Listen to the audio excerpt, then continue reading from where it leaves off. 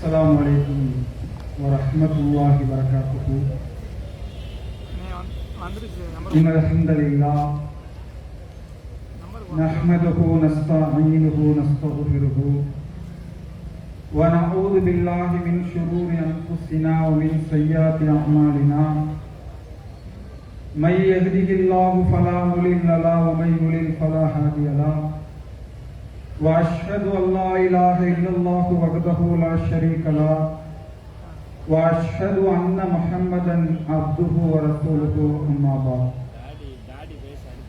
يا أيها الناس اتقوا ربكم الذي خلقكم من نفس واحدة وخلق منها زوجها وبث منهما رجالا كثيرا ونساء واتقوا الله الذي تساءلون به والأرحام إن الله كان عليكم رقيبا. எல்லா புகழும் புகழ்ச்சியும் அல்லாஹ் ஒருவனுக்கே உரித்தாகட்டுமாக. அல்லாஹ்வுடைய அருளும் கருணையும் நம் உயிரிலும் மேலான நபிகள் நாயகம் ஸல்லல்லாஹு அலைஹி வஸல்லம் அவர்களின் மீதும் அவர்களை அப்படியே பின்பற்றி வாழ்ந்த சத்திய சஹாபாக்கள் மீதும் தாபீன்கள் தபா தாபீன்கள் மீதும் குறிப்பாக இங்கு நிலவக்கூடிய நாம் அனைவரின் மீதும் என்றென்றும் நின்று நிலவட்டுமாக. பேரன்புக்குரிய எல்லாம் அல்ல அல்லாஹ்வின் நல்லடியார்களே, அல்லாஹ்வுடைய மாபெரும் கிருபையினால் பிறர் நலம் நாடுவோம் என்கிற அறக்கட்டளையின் சார்பாக ஏற்பாடு செய்துள்ள இந்த பொது கூட்டத்திலே நாம் எல்லாம் பங்கெடுத்திருக்கிறோம். அன்புள்ள சகோதர சகோதரிகளே, இந்த பொதுக்கூட்டத்திலே மது போதை ஒழிப்பு பொதுக்கூட்டம் ஏன் என்கிற தலைப்பு எனக்கு வழங்கப்பட்டுள்ளது. இந்த தலைப்பு வழங்கப்பட்டதற்கான காரணம் என்ன என்று சொன்னால், இன்றைக்கு மனித குலத்தை அழிக்கிற எத்தனையோ பெரும் தரும் தீமைகளை உலக அளவிலே அறிவியலாளர்கள் பட்டியல் போடுகிறார்கள். எந்த அளவுக்கு மனித சமுதாயத்தை அழிக்கிறது என்று கேட்டால், மனிதர்கள் அதிகமாக போர்க்களங்களிலே இழந்து போகிறார்கள். உலகத்திலே அதிகமாக மனிதனை அழிக்கக்கூடியதாக போர்க்களம் இருக்கிறது. போர்க்களத்திலே மனித சமுதாயம் செத்து மடிகிறது என்று முதல் மிகப்பெரிய அழிவை மனித சமுதாயம் போரிலே மனித உயிர்கள் இழக்கிறார்கள் என்று சொன்னார்கள். அதே போல பெரும் பெரும் நோய்களின் மூலமாக மனித சமுதாயம் செத்து மடிகிறது என்று சொன்னார்கள். அதே போல மனித சமுதாயத்தை அழிக்கிற, மனித உயிரை பறிக்கிற, மனிதனை அடிமைப்படுத்துகிற மூன்றாவது உலகிலே மிகப்பெரிய தீமையாக போதை இருக்கிறது என்று இன்றைக்கு பெரும் பெரும் அறிவியல் ஆய்வாளர்கள், உலகத்திலே இருக்கிற மிகச் சிறந்தவர்கள் எல்லாம் போதையினால் மனித சமுதாயம் ஒவ்வொரு நாளும் செத்து மடிந்து கொண்டிருக்கிறது. இந்த போதையிலிருந்து இந்த மக்களை மீட்டெடுக்க வேண்டும் என்பதற்காக உலக அளவிலே ஏராளமான இயக்கங்கள், அமைப்புகள் வைத்து ஏராளமான விழிப்புணர்வு பிரச்சாரங்களை இந்த போதைகளுக்கு எதிராக செய்து வருகிறார்கள்.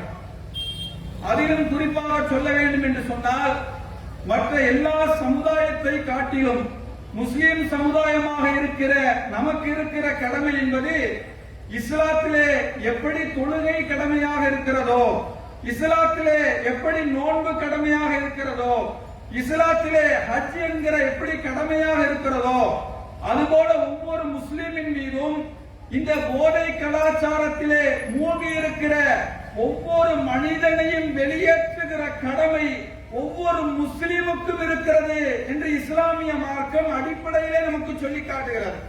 எனவே மற்ற சமுதாயங்களை காட்டிலும் இந்த போதைக்கு எதிராக, இந்த மதுவுக்கு எதிராக, இந்த புகையிலைக்கு எதிராக இன்றைக்கு மாணவர்கள் கல்லூரிகளிலே பயன்படுத்துகிற எத்தனையோ போதைகளுக்கு எதிராக இந்த களத்திலே முதலிலே நிற்க வேண்டிய சமுதாயமாக, முதல் சமுதாயமாக முஸ்லிம் சமுதாயம் இருக்க வேண்டும் என்று இஸ்லாமிய மார்க்கம் ஏராளமான இடங்களிலே வலியுறுத்துகிறது. அல்லாஹ் திருமறை குர்ஆனிலே நம்மை பார்த்து அல்லாஹ் திருமறை குர்ஆனிலே பேசுகிறான். குன்தும் ஹைர உம்மத்தின் உக்ரிஜத் லின்னாஸ், நீங்கள் தான் மனித குலத்திலே தேர்வு செய்யப்பட்டதிலே சிறந்த சமுதாயம். ஏன் சிறந்த சமுதாயம் தெரியுமா? இன்றைக்கு உலகத்திலே எத்தனையோ மனித சமுதாயங்களை எல்லாம் படைத்தார். நபி ஆதம் அலைஹிஸ்ஸலாம் அவர்கள் காலத்திலிருந்து நபிகள் நாயகம் ஸல்லல்லாஹு அலைஹி வஸல்லம் அவர்கள் காலம் வரைக்கும் உலகத்திலே எத்தனையோ சமுதாயங்களை எல்லாம் படைத்திருக்கிறார். ஒவ்வொரு சமுதாயத்துக்கும் அல்லாஹ் ஒரு தூதரை ஏற்படுத்தி இருக்கிறார். ஆனால் அந்த சமுதாயத்துக்கெல்லாம் வழங்காத அந்தஸ்தை, அந்த சமுதாயங்களுக்கெல்லாம் வழங்காத கண்ணியத்தை அல்லாஹ் முஹம்மது நபி ஸல்லல்லாஹு அலைஹி வஸல்லம் அவர்கள் சமுதாயமாக இருக்கக்கூடிய நமக்கு அல்லாஹ் அந்த கண்ணியத்தை கொடுத்தான். ஏன் அந்த கண்ணியத்தை கொடுத்தான் தெரியுமா? நீங்கள் நன்மையை ஏவி தீமையை தடுக்கிறீர்கள் என்று அல்லாஹ் சொல்லுகிறார். சமுதாயத்திலே எந்த தீமைகள் எல்லாம் குறையோடி போயிருக்கிறதோ அந்த சமுதாயத்துக்கு எதிராக, அந்த தீமைகளுக்கு எதிராக நீங்கள் தடுக்கக்கூடிய வேலையிலே இருக்கிறீர்களே, நீங்கள் தான் மனித குலத்திலே சிறந்த சமுதாயம் என்று அல்லாஹ் சொல்லுகிறார். எனவே அன்புள்ள சகோதர சகோதரிகளே, இப்படி மனித சமுதாயம் போதையிலே மூழ்கி இருக்கக்கூடிய நேரத்திலே கல்லூரியிலே படிக்கக்கூடிய மாணவர்களும், பள்ளிக்கூடங்களிலே படிக்கக்கூடிய மாணவர்களும், வேலைக்கு செல்லக்கூடிய இடங்களிலே படிக்கக்கூடிய மாணவர்களும் போதை வஸ்துக்களால், கஞ்சா போன்ற பயங்கரமான போதையினால், சாராயம் போன்ற பயங்கரமான போதையினால், புகை என்கிற பயங்கரமான போதையினால் அதை மூழ்கி இருக்கக்கூடிய சூழலிலே யார் அதை தட்டி கேட்பார்களோ, யார் அதை எதிர்த்து நிற்பார்களோ, யார் அவர்களுக்காக பாடுபடுவார்களோ அவர்கள் தான் சிறந்த சமுதாயம் என்று அல்லாஹ் பட்டியல் போடுகிறார். எனவே அன்புள்ள சகோதர சகோதரிகளே, இந்த பொதுக்கூட்டத்தை நாங்கள் நடத்துவதற்காக காரணம் என்ன தெரியுமா? இன்றைக்கு போதையினால் எப்படியான இளைஞர்கள் மூழ்கி இருக்கிறார்கள் தெரியுமா? நாம் மற்ற ஊர்களை சுட்டிக்காட்டி பேச விரும்பவில்லை. இந்த ஒரு மாத காலம் தொடர் பிரச்சாரத்திலே ஒவ்வொரு வீதிகளும் நாங்கள் நோட்டீஸ் கொடுத்ததற்கான காரணம், ஒவ்வொரு வீதிகளிலும் போதைக்கு எதிராக நாங்கள் பிரச்சாரம் செய்ததற்கான காரணம், இது போன்ற பொதுக்கூட்டங்களை ஏற்படுத்தி இந்த மக்கள் மத்தியிலே விழிப்புணர்வு செய்வதற்கான காரணம், இந்த பொதுக்கூட்டம் நடத்தினால் 50,000களிலோ லட்சங்களிலோ நாங்கள் செலவழிப்பதற்கான காரணம், ஏதோ போதையிலே அடிமையாக இருக்கிற அனைவர்களையும் ஒன்று கூட்டி இது போன்ற 3 மணி நேரம் உரை நிகழ்த்தி அவர்களுக்கு சொல்ல வேண்டிய எல்லாம் செய்திகளை சொல்லிவிட்டு ஏதோ இந்த இடத்திலே போதையிலிருந்து வெளியேறிவிட்டோம், நாங்கள் வெளியேறி விடுகிறோம் என்று அவர்கள் வந்து கலந்து கொண்டு வெளியேறினால் அதனுடைய வேலை முடிந்ததல்ல. அந்த நோக்கத்துக்காக இந்த பொதுக்கூட்டம் கூட்டப்படவில்லை. அப்படி ஒருவேளை அடிமையாக இருக்கிற இளைஞரை தன்னெழுச்சியாக இது போன்ற நிகழ்ச்சியிலே பங்கெடுக்கவும் முடியாது. நாம் பேசிக் கொண்டிருக்கிற இந்த நொடியில் கூட எத்தனையோ வீதிகளிலே, எத்தனையோ சாலைகளின் ஓரங்களிலே, எத்தனையோ ஊர்களினுடைய வெளிப்புறங்களிலே போதையிலே இன்றைக்கும் அடித்துக் கொண்டிருக்கிறார்கள். பிறகு ஏன் இந்த பொதுக்கூட்டம் என்று கேட்டால், இந்த புகையிலே, போதையிலே, கஞ்சாவிலே, சாராயத்திலே அடிமையாக இருக்கிற அந்த பிள்ளைகள், அந்த மாணவர்கள், அந்த இளைஞர்கள், அந்த கணவன்மார்கள் எல்லாம் நம்முடைய கரத்திலிருந்தே, நம்முடைய குடும்பத்திலிருந்தே, நம்ம சிறுபுதாயத்திலிருந்தே வளர்த்தவர்கள் இன்றைக்கு போதையிலே அடிமையாக இருக்கிறார்கள். நம்முடைய குடும்பங்களிலே இருந்தவர்கள் சாராயத்தை அடிக்கிறார்கள், நம்முடைய குடும்பங்களிலே இருந்தவர்கள் கஞ்சாவை பயன்படுத்துகிறார்கள், நம்முடைய குடும்பங்களில் இருந்தவர்கள் மதுவிலே மூழ்கி இருக்கிறார்கள்.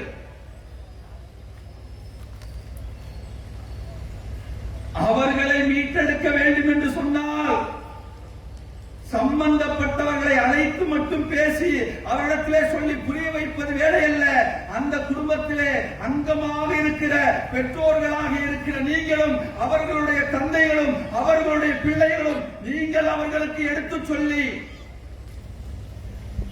உங்கள் குழந்தை சிறு வயதிலே இருக்கும் பொழுதே அவர்களுக்கு இறையச்சத்தை ஏற்படுத்தி, உங்கள் கரங்கள் உங்கள் பொறுப்பிலே உங்கள் அமானிதமாக அல்லாஹ் உங்கள் பிள்ளைகளை கையிலே கொடுத்திருக்கிறானே, அந்த நேரத்திலே நீங்கள் அதை சீர் செய்திருந்தால் இன்றைக்கு இந்த சமுதாயம் இந்த நிலையை அடைந்திருக்க வேண்டிய அவசியம் இல்லை. இப்படி பொதுக்கூட்டம் போட்டு பேச வேண்டிய அவசியம் இல்லை. அன்புள்ள சகோதர சகோதரிகளை சிந்தித்து பாருங்கள். இன்றைக்கு படிக்கக்கூடிய பள்ளிக்கூடத்திலே படிக்கக்கூடிய மாணவனும், கல்லூரியிலே படிக்கக்கூடிய மாணவனும், திருமணமாக இருக்கக்கூடிய மாணவனும் யார் அவர்கள்? எங்கோ ஒரு ஊரிலிருந்து யாருக்கோ பிறந்து வந்தவர்கள், நம்முடைய வீட்டிலிருந்து வந்தவர்கள்.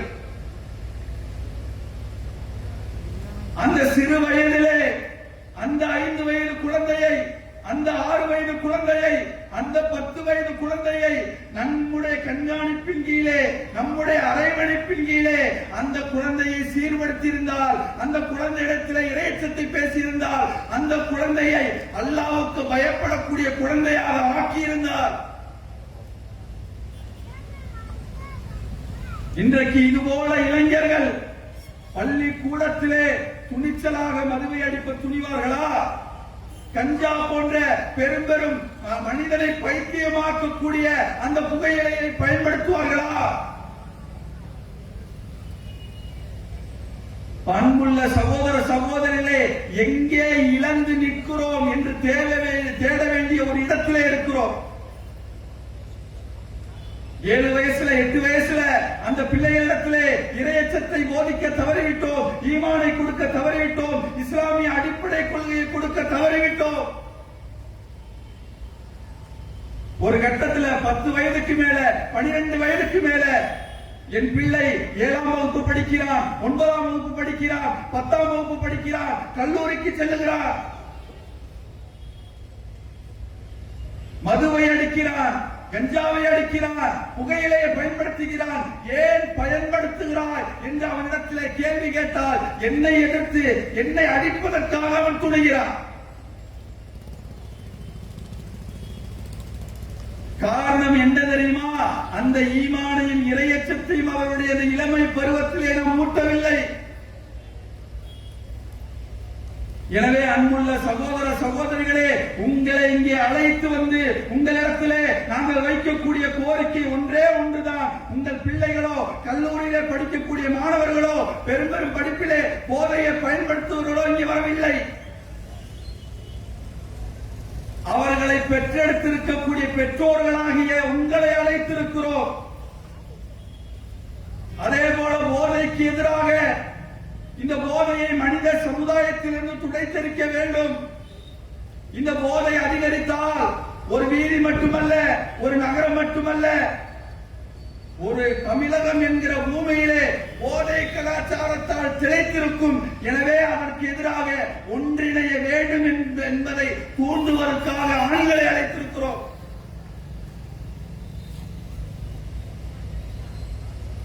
அன்புள்ள சகோதர சகோதரிகளை சிந்தித்து பாருங்கள். நபிகள் நாயகம் ஸல்லல்லாஹு அலைஹி வஸல்லம் அவர்கள் இந்த போதைக்கு எதிராக யாரெல்லாம் இது போன்ற போதை பிரச்சாரத்தை கையிலே எடுக்கும் பொழுது அவர்களுக்கு ஆதரவு கரம் நீட்டவில்லையோ, அவர்களுக்காக உதவ முன்வரவில்லையோ, ஒரு தீமையை எதிர்த்து அதை வாய்மூடி மௌனியாக இருக்கிறார்களோ? 2 உதாரணங்களை நபிகள் நாயகம் ஸல்லல்லாஹு அலைஹி வஸல்லம் அவர்கள் சொன்னார்கள். அதிலே முதலாவது ஒரு உதாரணத்தை சொன்னார்கள். 2 அடுக்கு கொண்ட கப்பல் இருக்கிறது.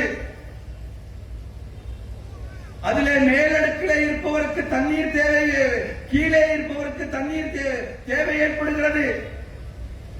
போய் மேல இருந்து தண்ணீரை வாங்கி வருகிறார். மேல இருக்கிறவங்க என்ன நினைக்கிறாங்க? ஏன் நம்ம கீழே போய் வாங்கணும்? கீழே இருப்பவர்கள் என்ன நினைக்கிறார்கள் என்று கேட்டால், நாம் ஏன் மேலே தண்ணீரை தேட வேண்டும்? கப்பலை ஓட்ட போட்டு கீழே இருந்து தண்ணீரை எடுத்து விடலாம். கப்பலை ஓட்டை போடுகிறார்கள். மேலே இருக்கிற மக்கள் என்ன செய்யணும்? கீழே கப்பல்ல ஓட்ட போடுறான். ஓட்டை போட்டு விட்டால் அந்த தண்ணீர் அந்த கப்பலுக்குள்ளே வந்துவிட்டால் கீழே இருப்பவர்கள் மட்டுமல்ல மேலே இருப்பவர்கள் அழிந்து விடுவார்களே என்கிற சிந்தனை அவர்களுக்கு வந்திருக்க வேண்டுமே. வரல, கீழே தானே ஓட்ட போறா, போனா போட்டு விட்டு போடட்டும் என்று இருந்தார்கள். அல்லாஹ்வுடைய தூதர் கேட்டார்கள், இப்போது சொல்லுங்கள், யார் அழிக்கப்படுவார்கள்? மேலே இருப்பவர்கள் சேர்த்து தானே அழிக்கப்பட்டார்கள். அதுபோல இது போன்ற தீமைகளை வேடிக்கை பார்த்தால், வாய் மூடி மௌனியாக இருந்தால், இதை பற்றி பேச மறுத்தால், இதற்கு எதிராக இருப்பவர்களை ஆதரிக்க மறுத்தால், அல்லாஹ்வுடைய தூதர் சொன்னார்கள், நீங்கள் அத்தனை பேரும் அழிந்து போவீர்கள். எனவே அன்புள்ள சகோதர சகோதரிகளே, ஏதோ தெருவில் நின்று, ஏதோ பொதுக்கூட்டத்தில் இருந்து ஒரு 5 பேர், ஒரு 10 பேர், ஒரு 100 பேர், ஒரு 200 பேர் ஒரு மாற்றத்தை கொண்டு விட முடியாது. ஒரு மிகப்பெரிய மாற்றத்தை இந்த பெரிய குளத்திலே உருவாக்க வேண்டும் என்று சொன்னால், நாங்கள் எல்லா ஜமாத்தார்களுக்கும், எல்லா இயக்கங்களுக்கும், எல்லா அமைப்புகளுக்கும் ஒரு தாழ்மையான கோரிக்கைகளை வைக்கிறோம். இந்த பெரிய குளத்திலே எத்தனையோ இயக்கங்கள் இருக்கிறது, அமைப்புகள் இருக்கிறது, எத்தனையோ சமுதாய பணிகளை செய்யக்கூடிய மக்கள் இருக்கிறார்கள். நாங்கள் வைக்கக்கூடிய கோரிக்கை என்ன தெரியுமா? இன்றைக்கு பெரிய குளத்திலே ஒவ்வொரு வீதிகளிலே பார்க்கிறோம், பள்ளிக்கூடத்திலே 5ஆம் வகுப்பு படிக்கிற மாணவன், 10ஆம் வகுப்பு படிக்கிற மாணவன், கல்லூரியிலே படிக்கிற மாணவன் சர்வ சாதாரணமாக வீதியிலே இருந்து புகைப்பிடிக்கிறார், சர்வ சாதாரணமாக கஞ்சாவை அடிக்கிறார், சர்வ சாதாரணமாக மதுவிலே மூழ்கி இருக்கிறார். பார்த்தால் உள்ளம் கொதிக்கிறது. என்ன செய்யறது? ஒரு ஆள், 2 பேர், 5 பேர், 10 பேர் எப்படி அவர்களிடத்திலே சொல்லி அந்த பழக்கத்தில் இருந்து அவர்களை மீட்டெடுப்பது தெரியல. தெரு தெருவா போவோம், வீதி வீதியா போவோம், ஒரு பொதுக்கூட்டத்தை நடத்தி பெற்றோர்களை சந்திப்போம், சம்பந்தப்பட்ட மக்களை சந்தித்து போதையினால் ஏற்படக்கூடிய விளைவுகளை சொல்லி அது ஒரு விதையாவாக இருந்து அது மரமாவதற்காக முயற்சி எடுப்போம் என்பதற்காக நடத்துகிறோம். இதனால் இஸ்லாமிய அமைப்புகளுக்கும் இயக்கங்களுக்கும் நாங்கள் வைக்கக்கூடிய கோரிக்கை என்னவென்று சொன்னால், உடனடியாக போதை ஒழிப்பு குழு என்று உருவாக்கப்பட வேண்டும். எல்லா ஜமாத்தார்களும், எல்லா அமைப்புகளும், எல்லா இயக்கங்களும் அதிலே பங்களிப்பு செலுத்த வேண்டும். தன்னுடைய அமைப்புகள் இயக்கங்களுக்கு கீழாக யாரெல்லாம் அதுபோல அடிமையாக இருக்கிறார்களோ தங்கள் இயக்கத்தின் கீழ் இருப்பவர்களை நீக்க வேண்டும். அதற்காக ஒரு குழு உருவாக்கப்பட வேண்டும். அப்படி யாராவது நம்முடைய வீதிகளிலே பள்ளிக்கூடத்திலே படிக்கிற மாணவன் கஞ்சாவை பயன்படுத்துகிறான் என்று சொன்னால், மதுவை குடிக்கிறான் என்று சொன்னால், சம்பந்தப்பட்ட போதை ஒழிப்பு குழு சம்பந்தப்பட்டவரை சந்தித்து பேசி, அவருடைய பெற்றோரிடத்தில் பேசி அவரை மீட்டெடுப்பதற்கான முயற்சிகளை எடுக்க வேண்டும். அப்படி நாம் முயற்சிகள் எடுக்காத வரை, அப்படி ஒரு குழுவை உருவாக்காத வரை ஒரு பெரிய மாற்றத்தை இந்த பகுதியிலே உருவாக்க முடியாத அன்புள்ள சகோதரர்களே, ஏதோ ஒரு 4 பேர், ஏதோ ஒரு 10 பேர் தெருவிலே கூடி சொல்லிவிட்டால் இந்த போதையை அவர்களிடத்திலிருந்து கலைந்துவிட முடியாது.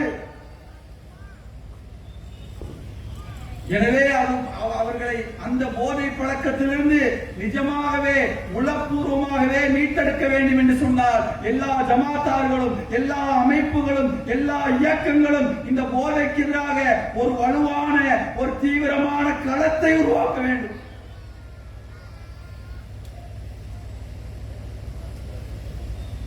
அல்லாஹ் திருமறை குர்ஆனிலே சனிக்கிழமைகளிலே வரம்பு மீறுபவர்களை பற்றி அல்லாஹ் சொல்கிறான். சனிக்கிழமையிலே மீன் பிடிக்க கூடாது என்று அல்லாஹ் ஒரு கூட்டத்தை தடை செய்திருந்தார். ஒரு கூட்டம் என்ன செஞ்சாங்க? அல்லாஹ் தடுத்த தடையை மீறி மீனை பிடித்தார்கள். ஒரு கூட்டம் என்ன செய்தார்கள் தெரியுமா? மீன் பிடிக்க கூடாது என்று அவர்களிடத்திலே சொல்லி மீன் பிடித்தவர்களை போய் தடுத்தார்கள். மூன்றாவதாக ஒரு கூட்டம் சொன்னார்கள், ஏன் அவர்களை போய் தடுக்கிறீர்கள்? அல்லாஹ் அளிக்கின்ற சமுதாயத்துக்கு ஏன் எச்சரிக்கை செய்கிறீர்கள் என்று தடுப்பவர்களை தடுத்தார்கள். அல்லாஹ் சொல்லி காட்டுகிறான், அவர்களை பன்றிகளாக குரங்குகளாக மாற்றினோம். யாரை தவிர தெரியுமா? யார் நன்மையை ஏவி தீமையை தடுத்தார்களோ அவர்கள் மட்டுமே காப்பாற்றப்பட்டார்கள். யாரையெல்லாம் அல்லாஹ் அழித்தான், யார் அல்லாஹ்வுடைய கட்டளையை மீறினார்களோ அவர்களை பன்றிகளாக ஆக்கினார். யாரெல்லாம் தடுத்தவர்களை போய் தடுத்தார்களோ. இன்னைக்கு போய் மக்களிடத்துல போதை குறித்து பேசும் பொழுது, மதுவை குறித்து பேசும்போது, கஞ்சா போன்ற பெரிய பெரிய வஸ்துக்களை பற்றி பேசும் பொழுது, பாய் எதுக்கு பாய் உங்களுக்கு இந்த பிரச்சனை? இந்த ஏரியாவுல இந்த வீதியில எல்லாரும் மதுவிலே அடிமையா இருக்கிறாங்க, எல்லாரும் பெரும் பெரும் போதையை பயன்படுத்துறாங்க. இங்க பேசாதீங்க பாய், இங்க சொல்லாதீங்க பாய், சொன்னா பெரிய பிரச்சனை வரும் பாய். இன்று யார் தடுப்பவர்களை தடுக்கிறார்களோ அவர்களை பார்த்து அல்லாஹ் சொல்லுகிறான், பன்றிகளாக குரங்குகளாக மாறுங்கள். எனவே அன்புள்ள சகோதர சகோதரிகளே, அல்லாஹ்வுடைய தூதர் சொன்னார்கள், ஒரு தீமையை நீங்கள் கண்டால், உங்களிடத்திலே அதிகாரத்தை அல்லாஹ் கொடுத்திருந்தால் அந்த அதிகாரத்தை பயன்படுத்தி கரத்தால் தடுக்க முடியுமா? கரத்தால் தடுங்கள்.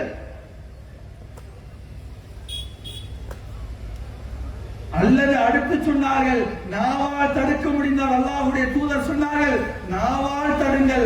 அதுவும் முடியவில்லை என்று சொன்னால் மனதால் வெறுத்து ஒதுங்குங்கள் என்று சொன்னார்கள்.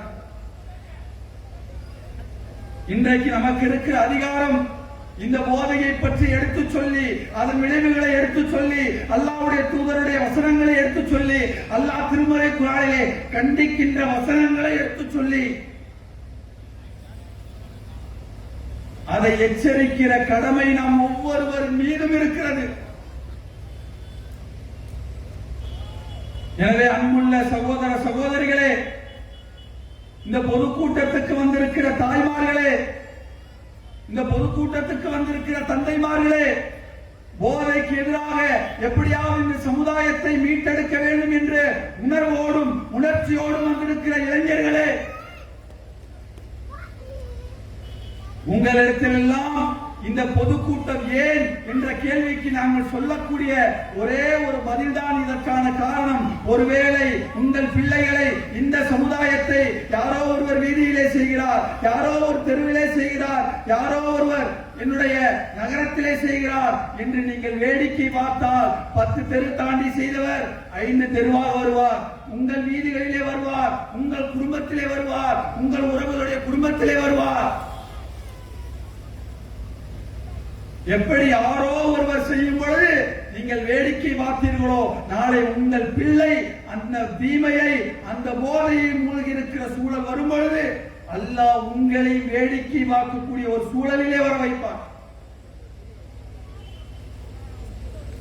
எனவே இந்த பொதுக்கூட்டத்தை நாங்கள் ஏற்பாடு செய்வதற்கான காரணம் என்ன என்று கேட்டால், இந்த பெரிய குளத்திலே இருக்கிற, அதிலும் குறிப்பாக சொல்லப்பட வேண்டும் என்று சொன்னால், இஸ்லாமிய இளைஞர்களிடத்திலே அல்லாஹ் பாதுகாத்த இரையச்சத்தோடு நடந்து கொள்ளுகிற ஒரு சில இளைஞர்களை தவிர இந்த நகரம் முழுவதற்கும் பெரும்பாலான இஸ்லாமிய இளைஞர்களுடைய பெயர்கள் தான் வழக்குகளில் கூட காவல் நிலையத்திலே எஃப்ஐஆர் போன்ற வழக்குகளை எடுத்து பார்த்தால், பெரும்பாலான போதைகளிலே சிக்கி இருக்கக்கூடிய வழக்கை எடுத்து பார்த்தால் அதிலே பெரும்பாலான பெயர்கள் முஸ்லிம்களுடைய பெயராக இருக்கிறது. எனவே அவர்களை எப்படியாவது மீட்டெடுத்து சம்பந்த பெற்ற பெற்றோர்களை அழைத்து, தந்தையர்களை அழைத்து, இளைஞர்களை அழைத்து அவர்களிடத்திலே இதை எடுத்து சொல்லி அவர்களிடத்திலே விதை போட்டு இது மீண்டும் மிக பிரம்மாண்டமாக இன்னும் ஏராளமான ஆயிரக்கணக்கான மக்களை திரட்டி ஒரு பெரும் இந்த போதைக்கு எதிராக ஒரு விழிப்புணர்வை ஏற்படுத்துவதற்காகத்தான்